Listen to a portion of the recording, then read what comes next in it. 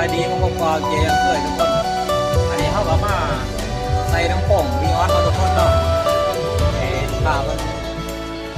เคยติดตั้งทุกใจมาแล้วแต่ว่ามันเคยออกไปมาใส่เป็นผงกับทุกคนอาจจะทุกใจบ้างเพราะว่ามันคือเราเข้ามาหรือเปล่าของซ้ายของนี้ก็ได้ไปทุกคนต้องมาทำงานที่ตั้งมาคนงานบางทีทุกคนแล้วมาใส่ผงกัน